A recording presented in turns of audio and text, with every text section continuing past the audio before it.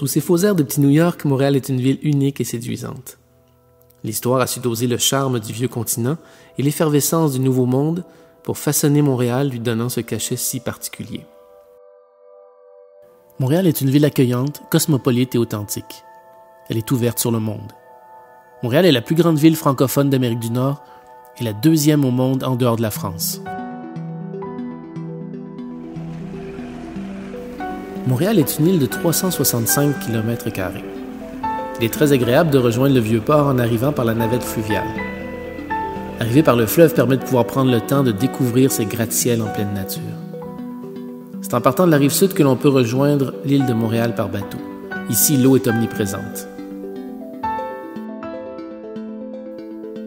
Après les grands travaux du début du siècle dernier, le Vieux-Port devient un endroit où il fait bon flâner pour profiter du temps qui passe. Au bord du grand fleuve Saint-Laurent, Montréal est là, belle et fière, calme et animée à la fois. Quand l'été vient s'attarder en ville, le soleil est chaud et le vent tiède. Les arbres, les fleurs, les parfums guident le promeneur pour l'emmener là où les heures se font douces. Ici, que l'on marche, que l'on soit à vélo, seul, entre amis ou en famille, il est toujours bon de passer un moment dans le Vieux-Port. Derrière la cité du Havre, il y a un petit chemin qui longe le fleuve pour le rejoindre timidement. On y aperçoit des surfeurs avec leurs planches qui attendent patiemment leur tour pour aller défier la vague. Ici, l'eau est froide, mais qui aurait pensé que l'on puisse faire du surf face au port de Montréal?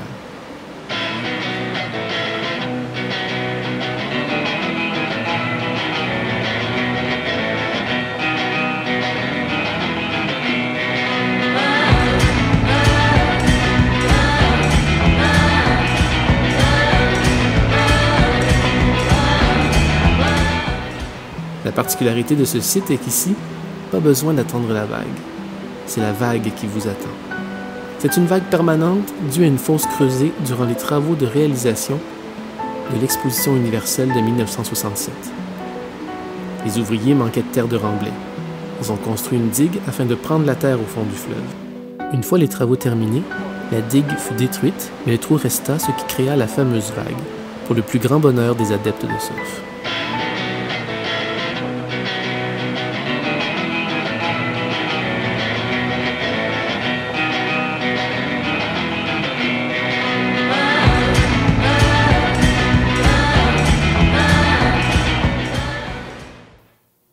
La promenade du Vieux-Port de Montréal longe le fleuve sur plus de 2,5 km. Et toute une variété d'activités est offerte aux promeneurs. Festivals, spectacles, croisières, excursions, restaurants-terrasses, le centre des sciences. Ici, on se sent en vacances même si on habite Montréal. En se promenant dans le Vieux-Port, on découvre le Daniel McAllister, ce petit bateau très puissant et très manœuvrable qui était le gardien des eaux. Le Daniel McAllister est le plus gros remorqueur conservé au Canada et le deuxième plus ancien remorqueur de mer au monde. Il est né en 1907, arriva à Montréal en 1960 pour finalement prendre une retraite bien méritée en 1980. Il y a de la place et les voies cyclables sont larges et offrent une façon très agréable de longer le fleuve.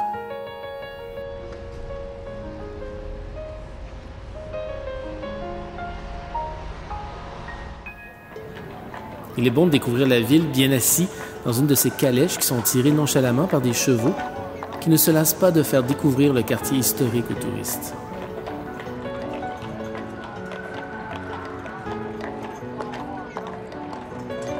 Rejoignons maintenant le quartier du Vieux-Montréal, où l'histoire de la Nouvelle-France nous est racontée. En parcourant ces petites rues pavées où de nombreuses boutiques et restaurants sauront vous charmer, vous arriverez sur la place Jacques-Cartier. Après 1850, de nouveaux hôtels viennent s'ajouter au quartier. La place devient plus animée et conviviale que jamais. On y retrouvait des étals de maraîchers, des restaurants et des boutiques. Et jusque dans les années 50, on pouvait y retrouver le marché. Aujourd'hui, le petit marché aux fleurs et le chevalet d'artistes sont les seuls témoins de cette époque.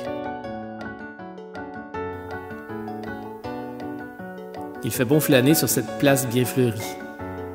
Tout autour de la place, vous trouverez d'excellents restaurants-terrasses pour passer un bon moment avec une vue imprenable sur ces instants de vie douce et tranquille au cœur de la ville. Mais les amuseurs de rue, les artistes et artisans mettent beaucoup de vie sur la place pour le plus grand plaisir des petits comme des grands.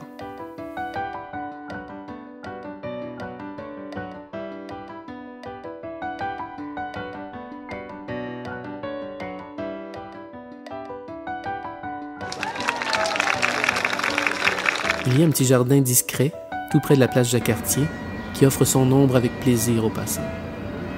Le vent porte parfois une musique d'une autre époque qui vous invite à passer les portes de l'histoire au musée Ramsay.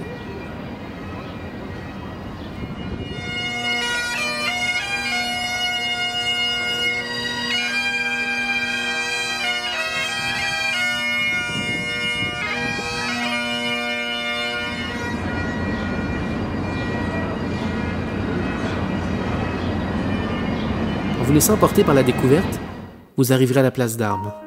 Cette place est le cœur de la ville. Les derniers siècles se côtoient sur la place.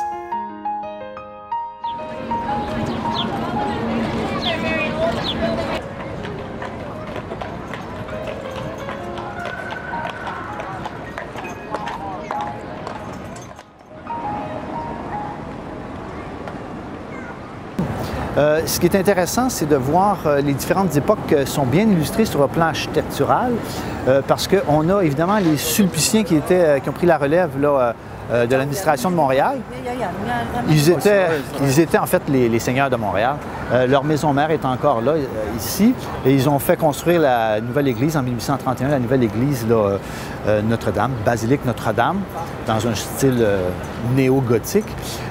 Et quand on se promène sur la place, c'est intéressant de voir du plus ancien au plus récent. Dans le fond, vous avez la Banque nationale dans un édifice très, très moderne, du début des années 70, architecture fonctionnelle, noire, imposante. Et vous avez 1831, l'époque victorienne, enfin un peu avant Victoria, puisque c'est en 1837. Vous avez la Banque de Montréal ici, un style très néoclassique, construite aussi au début du 19e siècle. Vous avez, quand on se promène, après ça, on se retrouve dans la fin 19e siècle avec le premier édifice en hauteur, le premier gratte-ciel, 8 étages, on s'entend. On est en 1888, une compagnie d'assurance américaine qui s'installe ici, la New York Life. Et vous avez un édifice que moi j'aime beaucoup parce que c'est un mini Empire State Building. C'est exactement le même type d'architecture que vous retrouvez, l'Art déco, avec les mêmes règlements qu'on avait imposés à New York, c'est-à-dire que pour construire en hauteur, on s'est dit mais il faut qu'il y ait du dégagement. Donc les premiers étages sont plus larges, après ça on dégage, on dégage, on dégage. C'était une réglementation pour pas que ça soit trop imposant. Vous voyez que par la suite, avec les édifices comme la Banque nationale, on a oublié ça. Donc, c'est intéressant de voir ici les différentes époques. Nous empruntons maintenant la rue qui descend près de la basilique Notre-Dame, où a été célébré, entre autres, le mariage de Céline Dion, pour rejoindre le bassin Bon Secours dans le Vieux-Port.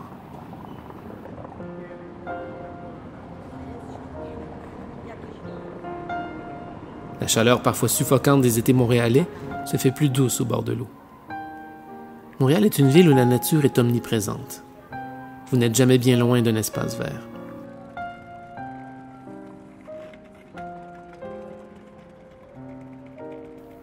Partons rejoindre le plateau Mont-Royal.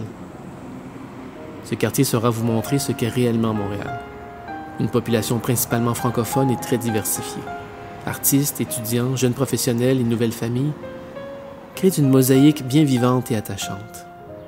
Si on n'habite pas le plateau, on vient y faire un tour pour ses épiceries fines, ses petits restos, ses friperies, ses bars, et surtout l'ambiance bohème qui caractérise ce quartier où se mêlent tous les modes de vie.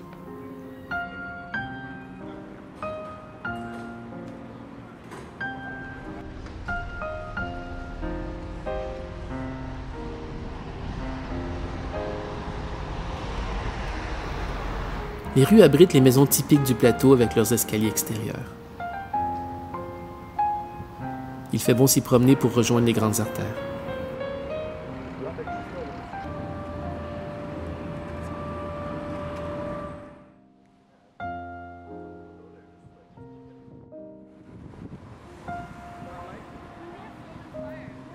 Nous voilà au parc Laurier d'une superficie de 10 hectares. Ce parc renferme une foule d'activités pour toute la famille, dont la grande piscine extérieure très fréquentée les jours de canicule. Beaucoup viennent y pique-niquer et prendre le temps tout simplement de profiter de l'été.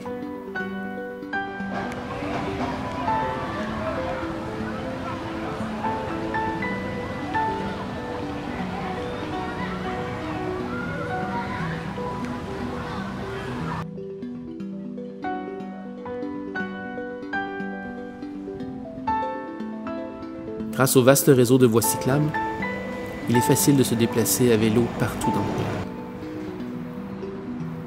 Un autre parc très fréquenté sur le plateau est le parc La Fontaine. On y vient pour se détendre, courir, observer les oiseaux, pique-niquer, prendre un bain de soleil. L'hiver, il est possible de patiner sur l'étang. Montréal a la faculté de nous faire oublier son côté urbain quand elle nous invite dans un de ses parcs.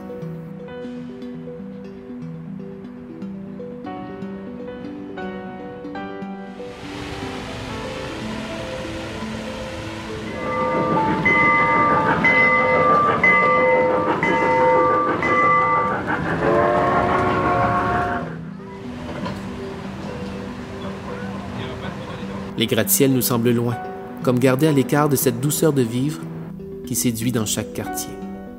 Montréal semble sereine quand on la découvre. Rien n'est trop imposant ni trop agité. Montréal est calme et bienveillante. Tous les ans, le 3e week-end du mois d'août, venez faire un saut dans le temps en compagnie de producteurs agricoles, d'artisans et d'animateurs comme si vous étiez en 1750, au temps du premier marché public de Montréal, avant qu'il ne s'installe sur la place Jacques-Cartier en 1807.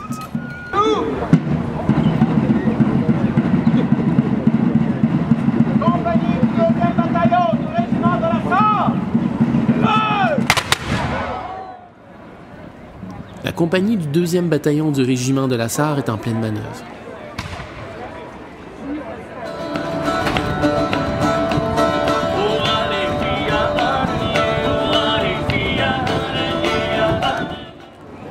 La reconstitution de ce marché est un événement incontournable du Vieux-Montréal. Une centaine de personnages reproduisent avec brio des scènes d'époque. En se promenant dans ce marché, on pourra déguster des produits du terroir, voir des artisans à l'œuvre avec des techniques de l'époque. Vous passerez un très beau moment en Nouvelle-France.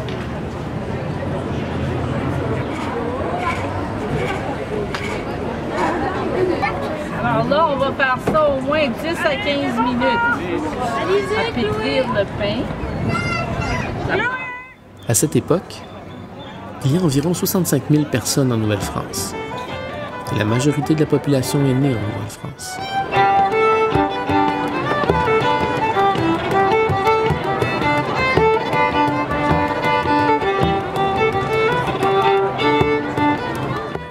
Il n'y a plus de guerre entre les Amérindiens et les colons, ni entre les nations amérindiennes elles-mêmes, depuis 1701.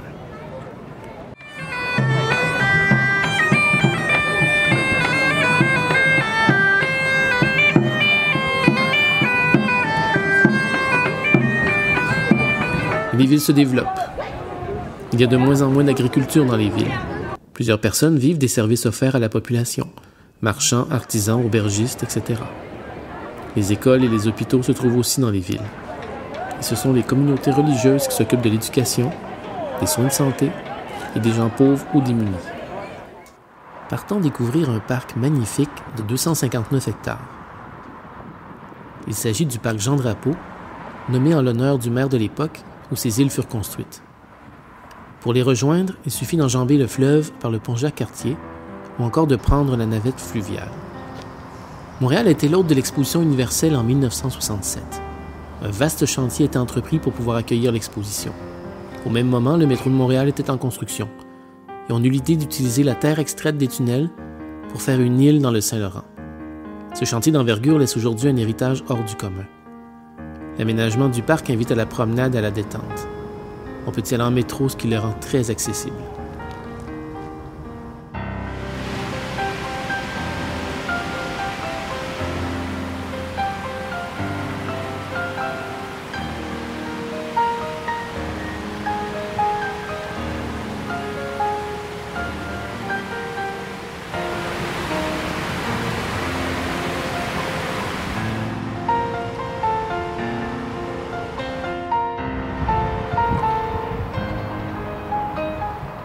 Mais en 1967, il y avait bien du monde sur ces îles pendant l'exposition universelle. On retrouve encore le pavillon américain qui est maintenant devenu un musée de l'environnement, la biosphère.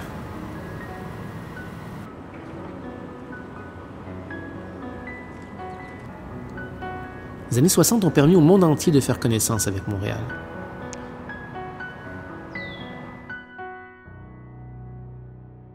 Un autre événement marquant est la visite du général de Gaulle. Après avoir visité l'exposition universelle, il se rend à l'hôtel de ville pour un discours improvisé, désormais célèbre, où il dit « Vive le Québec libre !» Depuis les années 60, Montréal a son métro, le moyen de transport par excellence pour se déplacer facilement dans cette grande ville de l'Amérique francophone. Le métro est rapide, abordable, propre et sécuritaire. Le métro de Montréal compte 68 stations réparties sur 4 lignes. Seulement 2 fois dans son existence, le métro a roulé toute la nuit.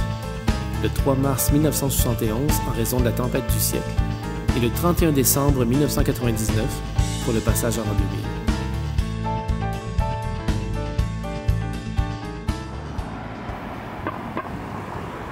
Partons maintenant vers l'arrondissement de la Chine, un quartier au charme fou avec de magnifiques espaces verts. Ce parc au bord de l'eau a un charme irrésistible. Il suffit de traverser la rue pour se retrouver dans un lieu unique et si agréable à découvrir. Dans cet arrondissement, un organisme, le GRAM, groupe de recherche appliquée en macroécologie, travaille à la préservation des milieux naturels, mais aussi en impliquant la communauté pour la sensibiliser à l'importance d'un milieu de vie sain et vert. Le groupe de recherche appliqué en macroécologie. C'est un organisme à but non lucratif, organisme communautaire implanté à la Chine depuis fort longtemps, mais on a plusieurs partenaires. Je pense à Revitalisation Saint-Pierre, mais on travaille beaucoup aussi avec les instances de la municipalité. Puis l'objectif du projet de jardin collectif, c'est finalement d'offrir aux différents citoyens des possibilités de sortir de chez eux, de sortir, briser un petit peu l'isolement social parfois. Des fois, c'est auprès de jeunes familles, des fois, c'est des nouveaux arrivants, des fois, c'est des personnes plus âgées. On a des projets avec la jeunesse aussi. Puis tout ça, en fait, ça a émané d'une implication croissante dans la communauté que le GRAM a eu. Tu le mets dans ta chaudière? Ben ouais, ça t'es chanceuse. Non, mais je peux pas. Oh, regarde ce que j'ai trouvé ici, Audrey. Il est gros, hein? Il est vraiment beau. Très bon. C'est un agent. Puis même, limite, je pourrais vous le faire goûter. T'sais. Moi, j'adore ça. T'sais.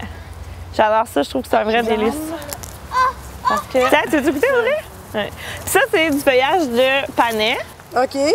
Puis le feuillage de panais, c'est vraiment bon aussi. Puis pareil, on peut mettre ça dans les soupes. Oui. Tire sur la feuille, mange pas toute la feuille. On va chercher des tomates. Oui. Puis là, c'est ça, on va couper des branches parce que les derniers fruits, pour mûrir, ils vont avoir besoin de plus de soleil. Parce que originalement, le GRAM était un groupe de recherche fondé en 89. Et puis, les objectifs au départ, ça plus précisément travailler sur l'écofiscalité. On travaillait sur les obstacles plutôt. Qu'est-ce qui malheureusement favorisait l'étalement urbain, différents champs de consultation publique aussi, recherche au niveau de l'énergie, le transport. Puis petit à petit, on s'est implanté à la Chine en 98 et à partir de ce moment-là, la ville de la Chine puis l'arrondissement de la Chine ont créé des liens pour l'implantation du recyclage. Puis là, on est devenus les experts au niveau environnemental, au niveau local. Et puis, le jardinage collectif, ça se trouve être une des facettes de notre implication communautaire, parce qu'on travaille à planter des arbres, à distribuer des arbres dans la communauté avec les autres écoquartiers, les programmes écoquartiers de la Ville de Montréal. On travaille différentes natures aussi, recyclage, compostage, récupération d'eau de pluie. Je pense à des projets de pistes cyclables, de transport actif. On aime beaucoup le transport actif. Il y a des gros projets d'aménagement urbain qui s'en viennent. On s'implique à savoir qu'est-ce qui va favoriser un meilleur tissu social et une certaine densité avec des parcs, etc., pour vraiment faire en sorte que ce soit un milieu de vie qui est agréable. Un milieu de vie agréable, voilà l'essentiel de leur mission. J'ai eu l'occasion de les suivre dans quelques-unes de leurs activités et j'ai pu constater que la population est très active. Nous voilà fin septembre, lors du nettoyage des berges. Des jeunes des écoles secondaires du quartier et plusieurs citoyens ont répondu à l'appel du GRAM pour venir faire le grand ménage. Les organisateurs de l'événement donnent les consignes de sécurité, parlent des bienfaits de ce nettoyage pour la faune locale et aussi pour tous les citoyens. Un environnement propre et sain est la responsabilité de chacun. En respectant la nature, nous nous respectons.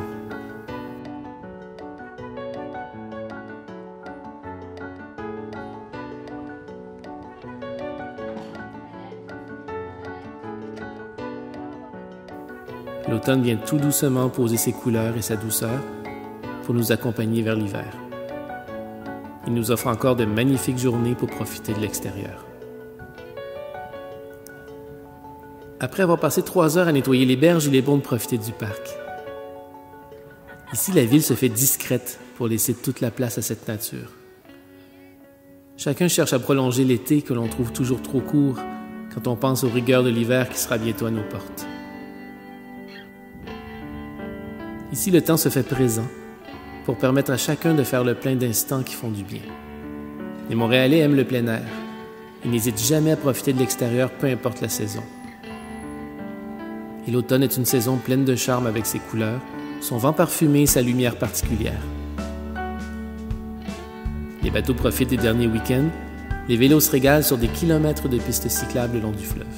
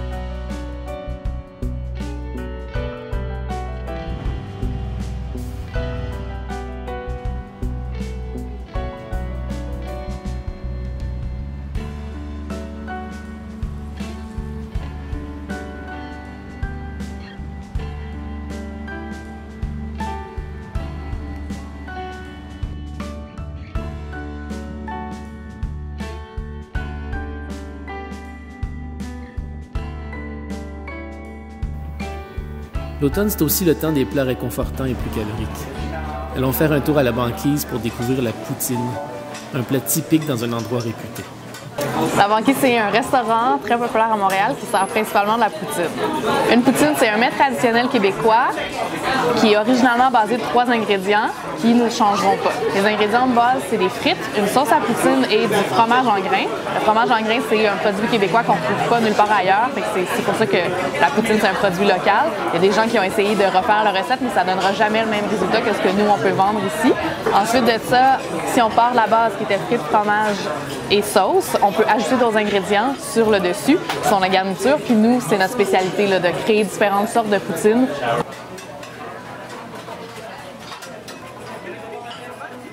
La banquise est un des restaurants qui roule le plus à Montréal. On vend énormément de produits. On vend plus de 1000 poutines par jour. Là, ça peut aller un petit peu plus, un petit peu moins, mais généralement, c'est plus de 1000. Puis, en termes de frites, on peut avoir une livraison qui est seulement 200 sacs de 200 livres de patates. Ça fait énormément de frites pour nous. Puis, notre livreur de pommes de terre a dû s'acheter un camion encore plus grand que ce qu'il y avait simplement pour faire nos livraisons à nous parce qu'il n'y a aucun autre client qui a besoin d'autant de patates que nous. Ce qui rend la banquise populaire, c'est pas simplement le produit qu'on vend, la poutine, c'est aussi l'ambiance, c'est ça qui fait une grande différence. Il y a plusieurs petits commerces qui vendent la poutine à Montréal, on n'est pas les seuls, mais on est ceux qui sont les plus populaires, qui se sont complètement démarqués parce que l'ambiance qu'on a réussi à créer fait toute la différence. Si vous surveillez votre ligne ou votre taux de cholestérol, vaut mieux vous abstenir. L'automne est bien là et le vent commence à annoncer l'hiver qui viendra déposer son manteau blanc sur la ville.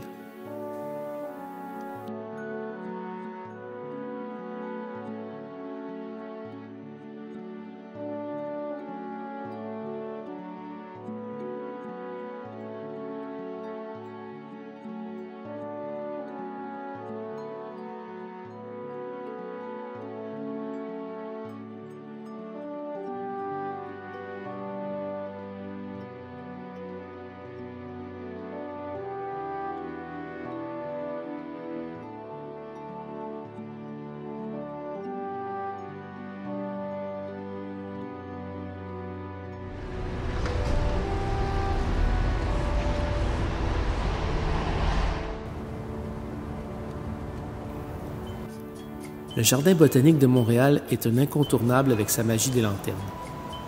Une promenade dans le parc vous conduira à un endroit unique. Les lanternes font appel au savoir-faire de créateurs et d'artisans de chez nous et de Chine.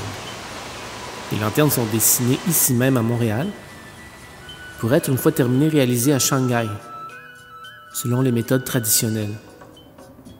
Elles sont ensuite chargées sur des bateaux, puis acheminées au Jardin botanique où elles sont soigneusement montées pour créer un spectacle féerique.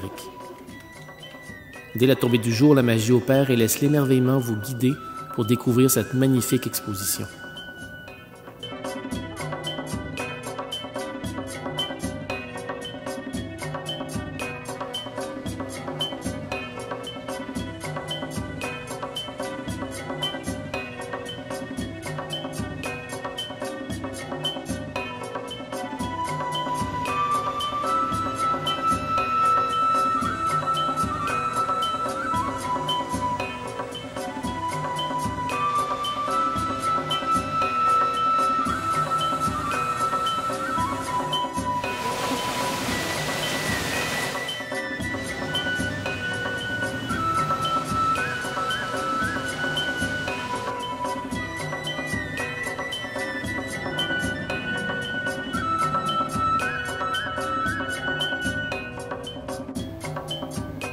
L'automne, c'est aussi les citrouilles et l'Halloween, pour le grand bonheur des enfants.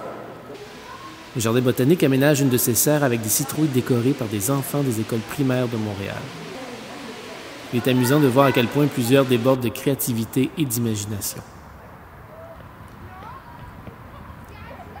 L'automne tire à sa fin. La première neige n'est pas bien loin. Il est encore bon de profiter de l'extérieur, mais les températures se font beaucoup plus fraîches de jour en jour. Les citrouilles sont partout. Tous les marchés ont des étals orangés et les décorations d'Halloween viennent créer l'ambiance, comme ici au marché Atwater. La majorité des citrouilles sont vendues pour les décorations, mais bon nombre de recettes permettent également d'apprécier ce fruit si particulier.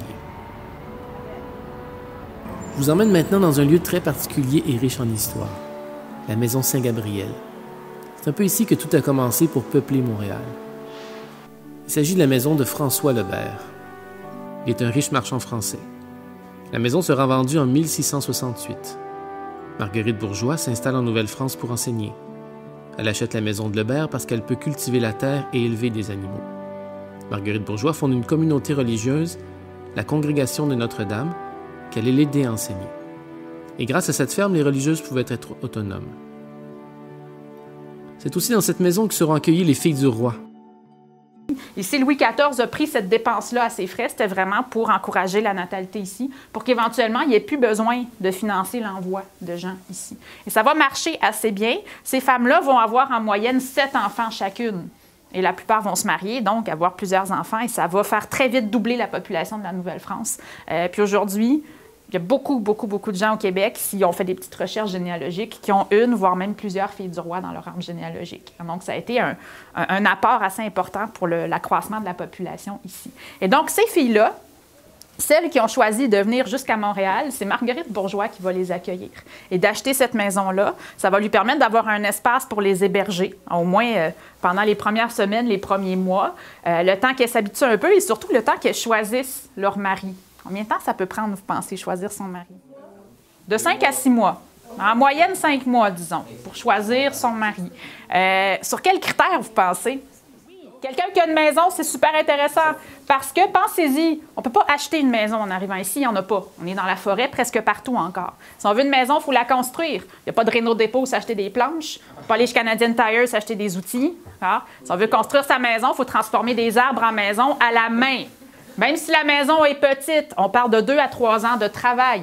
Donc, si vous avez le choix entre un garçon qui a une maison finie et un autre qui ne l'a pas commencé, même si celui qui ne l'a pas commencé est plus beau, peut-être que l'autre va être plus intéressant parce que vous allez avoir un toit sur la tête quand l'hiver va arriver. Alors, quoi d'autre? Oui, quelqu'un qui a une terre et idéalement quelqu'un qui a commencé à défricher sa terre. Même chose, les arbres, il faut les couper à la main. Alors, et ça demande pas mal de temps. Défricher l'espace qu'il faut pour nourrir une personne pendant 1 an, ça prend à peu près 1 an de travail. Alors, donc, si vous avez une famille de 5, 6, 7 personnes, bien, vous allez passer les 5, 6, 7 premières années à essayer de défricher la terre qu'il faut pour nourrir tout ce monde-là. La Maison Saint-Gabriel offre pendant le mois de novembre une foule d'activités traditionnelles. Et en montant au grenier, j'ai pu rencontrer 2 dames passionnées par nos traditions.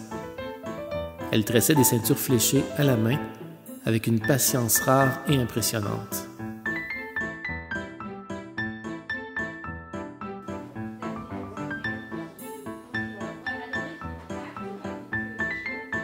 Alors, je suis en train de tresser une ceinture fléchée, l'Assomption. Quand on parle d'une ceinture fléchée, l'Assomption, on parle d'une ceinture traditionnelle. À partir des années 1850, la ceinture a été standardisée par la Compagnie de la baie du Son, ce qui fait qu'on retrouve toujours dans cette conception de ceinture le cœur qui est en tête de flèche et qui est rouge. La séquence de couleurs qu'on retrouve, le blanc, le gros bleu, le petit bleu, le rouge, le vert et le jaune. Après ça, on parle plus de corridors de créativité. À l'époque, on avait un souci de récupérer les laines. Comme les laines étaient une denrée assez rare et assez coûteuse, alors ça nous explique aussi la forme pointillée qu'on retrouve ici dans le motif qu'on appelle l'éclair. On voit vraiment la finesse du fil qui est, ben, en tout cas, souvent les gens le comparent, c'est quasiment un fil de coton, mais c'est de 100% laine. Mais c'était la finesse qui déterminait là, la résistance aussi de la ceinture. C'est la première industrie domestique qu'on peut retrouver au Canada. Alors, ça se faisait à l'intérieur des foyers des femmes. Et donc, ça nous donne une idée du travail que ces femmes-là pouvaient faire, l'ampleur du travail. Il faut compter 350 heures pour tresser une seule ceinture, et à cette époque, l'éclairage et le confort des maisons rendaient la tâche encore plus difficile. Parce qu'à 25 ans pour marier, ben là, on dit, il est temps de passer des messages de même. Ah ouais. Au début de la colonie au Québec, Marguerite Bourgeois a commencé à fabriquer de la tire le 25 novembre pour attirer les Amérindiennes à l'école. À l'époque de nos ancêtres, la Sainte-Catherine était le jour où on fêtait les vieilles filles, ce qui voulait dire les filles de plus de 25 ans non mariées, et on les appelait les Catherinettes. Dans les écoles, la Sainte-Catherine était une des grandes fêtes de l'année. On fabriquait de la tire avec de la mélasse.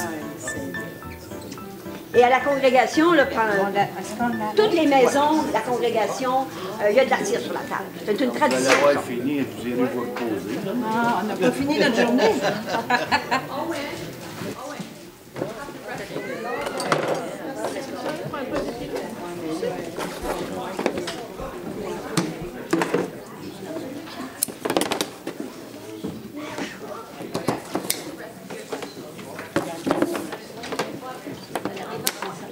Il fallait l'étirer, la couper en bouchées et l'envelopper dans des papillotes. On fêtait avec des sketchs, des jeux, des chants, des danses, durant tout l'après-midi et parfois toute la journée. Plein de sagesse, moi. Mariage, c'est comme un mirage dans le désert. Palais, cocotier, chameau, oasis. La manière tout disparaît, puis il reste juste le chameau. La Maison Saint-Gabriel, dirigée par sœur Madeleine Junot, appartient toujours à la congrégation Notre-Dame fondée par Marguerite Bourgeois. Cette maison est un lieu historique authentique.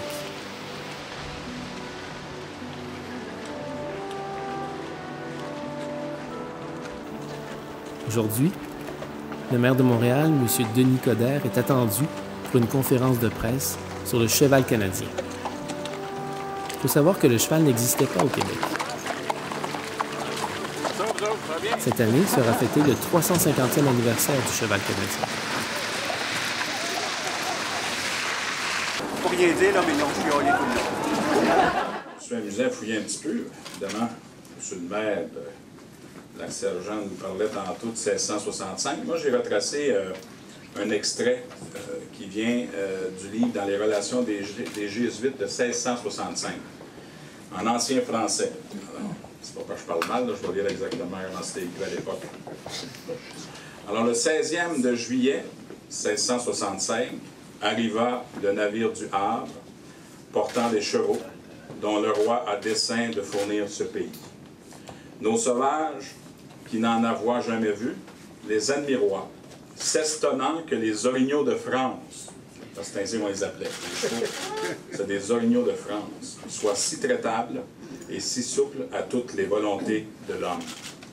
Ça vous dit déjà qu'il y avait une relation, puis il y avait quelque chose de spécial entre les habitants et nos chevaux.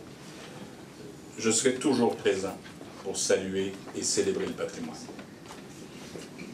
La fondation même d'un peuple est dans sa capacité de se souvenir. Tout à l'heure, je vous disais qu'en 1681, il y avait eu un recensement à Montréal et on avait à la ferme ici 5 chevaux. Une chose peut-être que ce serait bon de vous dire que la congrégation de Notre-Dame a eu 24 fermes au Québec. C'est pas rien, 24.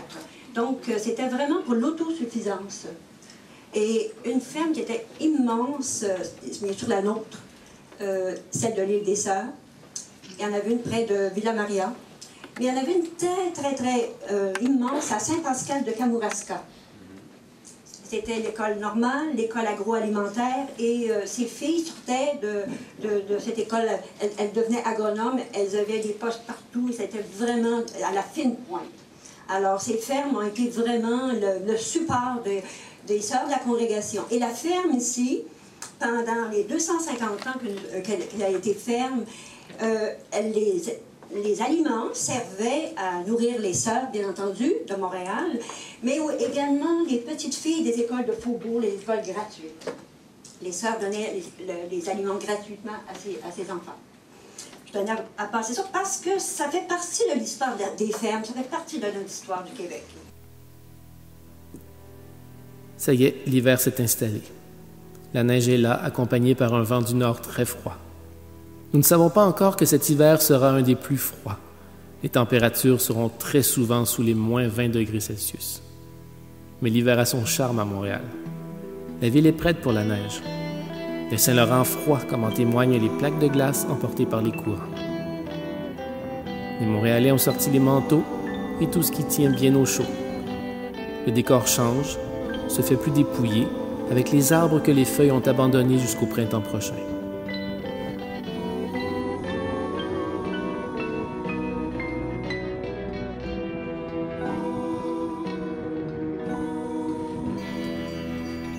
Sur le Mont-Royal, cette montagne en plein cœur de la ville, on se croirait en pleine campagne, en croisant un cheval et sa carriole sur un chemin qui a une vue imprenable sur les gratte-ciels. De longs mois d'hiver viennent nous dérouler un tapis blanc. Gilles Vigneault l'a bien chanté. Mon pays, ce n'est pas un pays, c'est l'hiver.